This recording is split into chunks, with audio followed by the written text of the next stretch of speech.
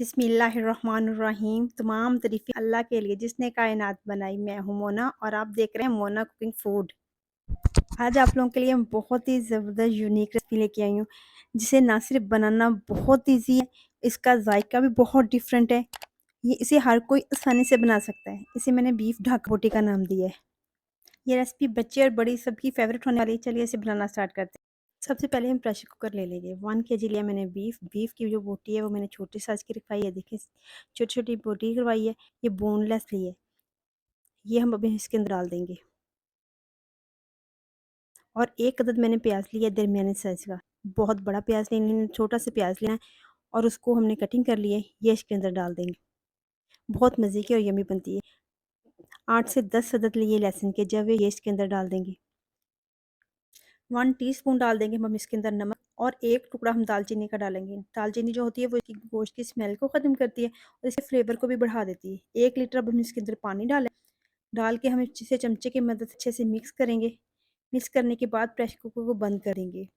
जब भी आप प्रेशर कुकर को बंद किया करें तो इसको ना प्रेस करके अच्छे से बंद किया करें। प्रेशर कुकर को बंद करने के बाद इसको हम चूल्हे पे रख के 12 से 15 मिनट इसको टाइम लगाएंगे। प्रेशर कुकर की जब सीटी चलने लगी तो 15 मिनट हम इसको टाइम लगाए। अब मैं आपको इसकी कंडीशन चेक करवाती हूँ।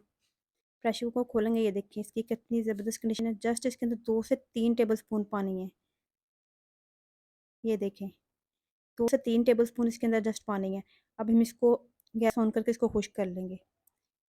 ये देखिए इसकी कंडीशन बिल्कुल खुश्क हो चुका है। एक अदद लिया हमने बॉल और जो गोश्त पकाया था हमने ये इसके अंदर डाल देंगे और इसे मैरिनेट करेंगे। बर्तनों को हमेशा अच्छे से साफ़ किया करें ताकि कोई भी चीज़ ज़ाया ना हो।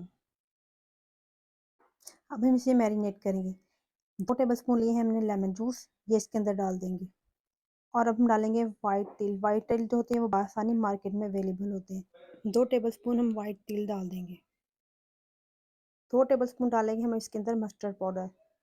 आसानी से मार्केट से मिल जाता है, ये इतना महंगा भी नहीं होता। ये इसके अंदर हम डाल देंगे। 2 टेबलस्पून भर के हम इसके अंदर कॉर्नफ्लावर डालेंगे। कॉर्नफ्लावर जो होता है ये कुकिंग का काम करता है। ये इसके अंदर हम भर के डाल देंगे। अगर हमें कम लगेगा तो हम मज़ीद इसके अंदर कॉर्नफ्लावर डालेंगे। हाफ़ टी स्पून डालेंगे हम इसके अंदर red chilli powder. Half teaspoon डाल देंगे फ्रेश लहसुन का पेस्ट, बहुत ज़बरदस्त इसके अंदर फ्लेवर लेके आता है। 1 टीस्पून डालेंगे हम इसके अंदर गरम मसाला। 1 टीस्पून डालेंगे हम इसके अंदर धनिया पाउडर और 1 चुटकी डालेंगे काली मिर्च का पाउडर, ये इसके अंदर डालेंगे। अब हम इसे चमचे की मदद से मिक्स करेंगे। 1 चुटकी हम इसके अंदर डालेंगे ज़र्दा कलर। ज़र्दा कलर जो होता है ना इसकी खूबसूरती को मज़ीद बढ़ाता है। बोटियाँ इतनी खूबसूरत कलर येलो येलो में लगती हैं, बहुत अच्छी फ्राई होता है तो बहुत ज़बरदस्त लगता है इसका कलर ना। 1 चुटकी डालेंगे हम इसके अंदर नमक।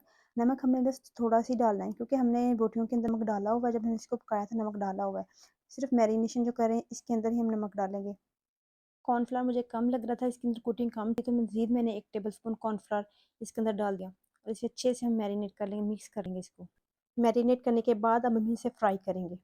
अपनी खूबसूरत सी कढ़ाई में डालेंगे ऑयल। ऑयल को हम गर्म कर लेंगे। ऑयल हमारा गर्म हो चुका है, अब हम इसके अंदर बोटियाँ डालेंगे। बोटियाँ हमेशा एक एक करके डाला करें। बोटियों को सारी को ऐसे ही एक एक करके डाल लेंगे और इसे हम गोल्डन ब्राउन करेंगे। वीडियो अगर अच्छी लगे तो चैनल को सब्सक्राइब करें और साथ जो बेल का बटन उसको ऑन कर लें ताकि मेरी आने वाली न्यू वीडियो आपको मिल सके। 3 से 4 मिनट इसको हम ऐसे ही फ्राई होने देंगे, इसके अंदर चमचा नहीं हिलाएंगे। हमारी बोटियों के ऊपर जो कुकिंग की हुई है वो ख़राब ना हो, उसके ऊपर वैसे ही रहे। 3 से 4 मिनट हो गए हैं इसको फ्राई होते। अब हम इसको हलाएंगे, देखिए कितना ज़बरदस्त इसका गोल्डन कलर आ रहा है। इसी तरह हम इसको हिलाते जाएंगे। अब 1 से 2 मिनट लगेंगे हमें मज़ीद हमें इसे फ्राई करते हुए। माशाल्लाह माशाल्लाह देखो कितना ज़बरदस्त इसका कलर आया। फ्लेम हमने लो टू मीडियम रखी थी।